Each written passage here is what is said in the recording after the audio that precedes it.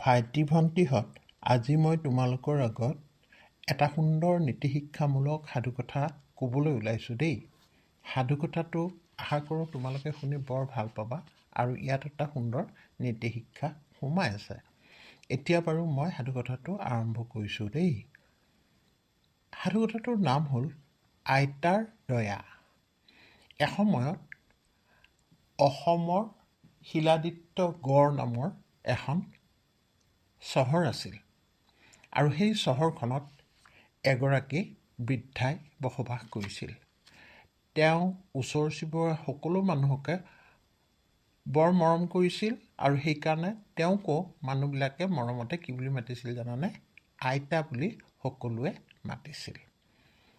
এদিন এই আইতাগৰাকী যিহেতু অকলশৰীয়া আছিল, গতিকে তেওঁ দোকানৰ পৰা বস্তু কিনিবলৈ ওলাই গ'ল। তেনেতে তেওঁ দেখিলে এগৰাকী দুখীয়া মহিলাই ৰাস্তাটো অকলে চাফা কৰি আছে। বেচেৰী মহিলাগৰাকীয়ে পিন্ধি থকা শাৰীখনো ফটা। তেতিয়া আইতাই তাইৰ ওচৰলৈ গৈ সুধিলে, হেৰা, তোমাৰ নাম কি আৰু তুমি ক'ত থাকা? তোমাৰ শাৰীখনচোন একেবাৰে ফটা। বেচেৰীজনীয়ে তেতিয়া উত্তৰ দিলে, হয় আইতা, মোৰ নাম লীলা। যোৱা সপ্তাহত খৰখেদাকৈ ঘৰৰ পৰা ওলাই যাওঁতে দুৱাৰৰ লোহাৰ সৰু টুকুৰা এটাত লাগি মোৰ শাৰীখন ফাটি গ'ল। মই আৰু মোৰ স্বামী আৰু আমাৰ এটি সন্তানৰ সৈতে এই চহৰৰ পশ্চিম ফালে থকা এটা শ্ৰমিকৰ আৱাসত আমি বাস কৰোঁ।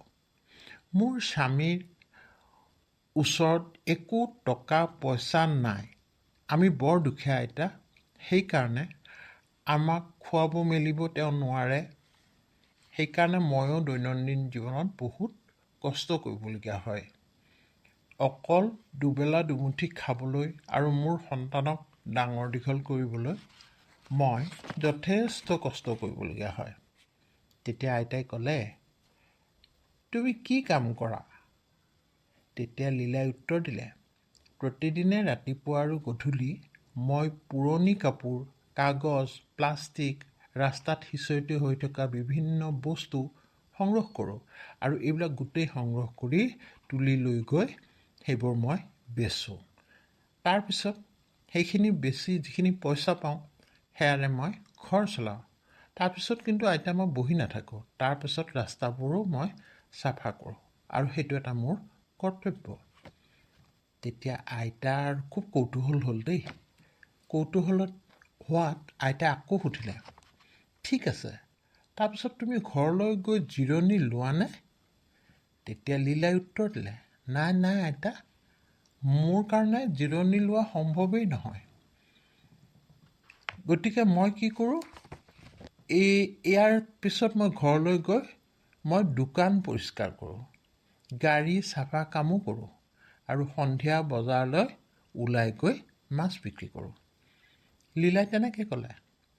তাৰমানে কিমান কষ্ট কৰে তাই, একদম সময় নাপায়, সেইটো কথাই আমি গম পালোঁ। অলপ সময়ৰ বাবে তাই এটা দীঘল উশাহ লৈ পেলাই আকৌ ক'লে, আইতা, মোৰ দিনটো কেনেকৈ পাৰ হৈ যায় মই নিজেই গম নাপাওঁ আৰু সেইকাৰণে মোৰ ফটা কাপোৰ, ফটা শাৰী চিলাই কৰিবলৈ অকণো সময় নাপাওঁ। মোৰ হাতত নতুন কাপোৰ কিনিবলৈ আনকি টকা পইচাও নাই। সকলো মই সঞ্চয় কৰি আমাৰ ঘৰ ভাড়াৰ গৰাকীক দিবলগীয়া হয়। গতিকে মই বৰ কঠিন জীৱন যাপন কৰোঁ, লগতে মোৰ পৰিয়ালটোও। তেনেকৈ ক'লে। লীলাৰ কঠিন জীৱনৰ সংগ্ৰামৰ কাহিনী শুনি আইতাৰ বৰ দুখ লাগিল। তেওঁ বৰ চিন্তিত হৈ পৰিল। তেওঁ ভাবিলে, মই যদি লীলাক অকণমান সহায় কৰিব পাৰিলোহেঁতেন। তাকে ভাবি তেওঁ কি কৰিলে জানা? পিছদিনা আইতাই তাইক মাতি আনি অলপমান টকা দিলে। টকা দি ক'লে যে তোমাৰ সন্তানৰ কাপোৰ কানি, খাদ্য আৰু কিতাপ আদি কিনি লৈ যাবা দেই লীলা। লীলাই তেওঁৰ প্ৰতি তেতিয়া গভীৰ কৃতজ্ঞতা প্ৰকাশ কৰিলে। লীলাই ক'লে, মই আজি নিজকে বৰ ভাগ্যৱতী যেন অনুভৱ কৰিছোঁ আইতা। আমাৰ আজিৰ দিনত আপোনাৰ দৰে লোকৰ লোকক পাবলৈ বৰ টান আৰু আমাৰ দৰে লোকৰ সমস্যা বুজি পোৱা মানুহো পৃথিৱীত বহুত কম।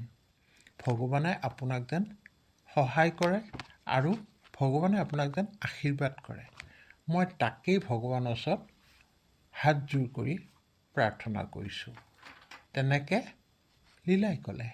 আৰু লীলাৰ এই কথা শুনি আইতাই কি কৰিলে, হাঁহি এটি মাৰি তাইক সাৱটি ধৰিলে মৰমতে আৰু মৰমতে পিঠিত থুপুৰিয়াই দি ক'লে, যোৱা যোৱা, ঘৰলৈ যোৱা, একো নাই, এই লৈ তুমি চিন্তিত নহ'বা। তেনেকৈ গ'ল কিছুদিন। তাৰপিছত কিছুদিন যোৱাৰ পিছত এদিন আইতাগৰাকীয়েতো বজাৰ পিনে গৈ আছিলে আৰু ইমান ব্যস্ত বজাৰখনৰ ৰাস্তাটো পাৰ হ'ব ধৰিছিলে মাত্ৰ। এনেতে পিছফালৰ পৰাতো এখন গাড়ী আহি তেওঁক খুন্দা মাৰি পেলাই দি গুচি গ'ল। আইতা ভীষণ আঘাত পালে আৰু তাতে মূৰ ঘূৰি পৰি গ'ল। যেতিয়া তেওঁ পৰি গ'ল, লগে লগে ওচৰত থকা মানুহখিনি একদম দৌৰি চাৰিওফালে আহি পেলাই একদম গোট খালে। এই মানুহ এজনী পৰিছে, আইতা এজনী পৰিছে, একদম দৌৰি গোট খালে মানুহবিলাকে। লীলাই কিন্তু সেই সময়তে সেই ৰাস্তাত কাগজ সংগ্ৰহ কৰা কামবোৰ কৰি আছিল দেই। তাই মানুহৰ চিঞৰ বাখৰ শুনি তৎক্ষণাত ভাবিলে কি হ'ল, ভিৰৰ মাজত কিবা এটা হৈছে। চাবৰ কাৰণে তাই দৌৰি আহিল। আহি পেলাই ভিৰ ঠেলি পেলাই তাই যেতিয়া ভিতৰলৈ সোমাই চালে, দেখিলে যে হাৰে, এয়াচোন আইতা। আইতা তেজেৰে লুতুৰি পুতুৰি হৈ ৰাস্তাত পৰি আছে। লীলাই লগে লগে তেওঁৰ মূৰটো সাৱটি দাঙি নিজৰ কোচত উঠাই ল'লে আৰু তাই পিন্ধি থকা শাৰীখনৰ অলপ ফালি আনি আইতাৰ মূৰত কাপোৰখন বান্ধি দিলে, তেজ বন্ধ হ'বৰ কাৰণে। লীলাই দেখিলে তাই যিখিনি সহায় কৰিছে, মানুহখিনিয়ে কিন্তু থিয় হৈ চাই আছে বেছিভাগে। মানুহখিনিক তাই সহায় বিচাৰিলে আৰু তেতিয়া মানুহখিনিয়ে কিন্তু তেতিয়া আইতাক লৈ চিকিৎসালয়লৈ গুচি গ'ল। খুব বেছিকৈ আঘাত পোৱাৰ বাবে তেওঁৰ শৰীৰৰ পৰা, আইতাৰ শৰীৰৰ পৰা বহুত তেজ ওলাই গৈছিল। সেইবাবে লীলাই আইতাক নিজৰ তেজ দিলে, তেজ দিবলগীয়া হ'ল আইতাক। আইতাক যেতিয়া ডক্টৰে তেজ দিব লাগিব বুলি ক'লে, তেতিয়া লীলাই নিজৰ তেজ দান দিলে আইতাৰ কাৰণে। আন মানুহবিলাকে কিন্তু কেৱল দুৰ্ঘটনাটো চাবলৈহে ইফালে সিফালে যেন গোট খাই আলোচনা বিলোচনা কৰি থিয় হৈ থাকিল। দুটা এটাইহে আগবাঢ়ি আহিল, কিন্তু বাকী বেছিভাগ মানুহে আলোচনাই কৰি থাকিল। কিন্তু তেওঁক সহায় কৰিবলৈ লীলা যেনেকৈ আগবাঢ়ি আহিছিল, তেনেকৈ কোনো আগবাঢ়ি অহা নাছিল। কেৱল লীলাইহে আইতাৰ জীৱন ৰক্ষা কৰাৰ বাবে সহায় কৰিলে আৰু তাই আইতাক বৰ যতন ল'লে। আৰু তাই আইতাক যেতিয়া ডক্টৰে হস্পিটেলৰ পৰা যাবলৈ দিলে, তেতিয়া লীলাই আইতাক ঘৰলৈ লৈ গৈ লাহে লাহে সুস্থ হৈ পৰাৰ কাৰণে যত্ন কৰিবলৈ ধৰিলে। তাৰপিছত যেতিয়া লাহে লাহে সুস্থ হৈ উঠিল, তেতিয়া আইতাই এদিন লীলাক ক'লে, তুমি মোৰ বহুত যত্ন ল'লা লীলা, তুমি মোৰ জীৱন ৰক্ষা কৰিলা, গতিকে মই তোমাৰ ওচৰত চিৰকৃতজ্ঞ হৈ ৰ'ম। যেতিয়া আইতাই সেইটো কথা ক'লে নহয়, তেতিয়া লীলাই লগে লগে ক'লে, নাই নাই আইতা, মই আপোনাক একো কাম কৰা নাই। এইটো মোৰ এটা, আপুনি যিহেতু বিপদত পৰিছিলে, মই এদিন বিপদত পৰাৰ কাৰণে আপুনি মোক যেনেকৈ সহায় কৰিছিলে, আজি আপুনি বিপদত পৰাৰ কাৰণে মোৰো সহায় কৰিবৰ কাৰণে সেইটো এটা মই কৰ্তব্য বুলি মই আপোনাক যিখিনি পাৰোঁ সহায় কৰিলোঁ। গতিকে আপুনি মোক যেনেকৈ মৰম কৰিছিলে, মই সেই কথা কেতিয়াও পাহৰিব নোৱাৰোঁ আৰু মই অকৃতজ্ঞ হ'ব নোৱাৰোঁ। গতিকে আপোনাৰ আজি আপোনাৰ বেয়া সময়ত মই আপোনাক সামান্য চেষ্টা কৰিছোঁ, কিন্তু আপুনি মোৰ বিপদত বহুত সহায় কৰিছিলে আইতা, আৰু সেইটো মই কেতিয়াও পাহৰিব নোৱাৰোঁ। গতিকে সেইখিনি কথা কৈ পেলাই লীলাই আইতাক যেতিয়া ক'লে নহয়, আইতাৰ মনটো আনন্দেৰে ভৰি পৰিল। সাধুকথাটো এইখিনিয়েই। ইয়াতে থকা এটা নীতি শিক্ষা এটা সোমাই আছে দেই সাধুকথাটোৰ মাজত। নীতি শিক্ষাটো কি জানানে? নিস্বাৰ্থ কৰ্ম হ'ল দয়ালু মানুহৰ আটাইতকৈ ডাঙৰ শক্তি। নিস্বাৰ্থভাৱে আইতাজনীয়ে এদিন লীলাক সহায় কৰিছিল, আৰু আজি আইতাৰ হঠাৎ এনেকুৱা বিপদ দেখি লীলাই দৌৰি গৈ সেই কথাখিনি তাইৰ পূৰা মনত আছে যে আইতাই তাইক কেনেকৈ সহায় কৰিছিল।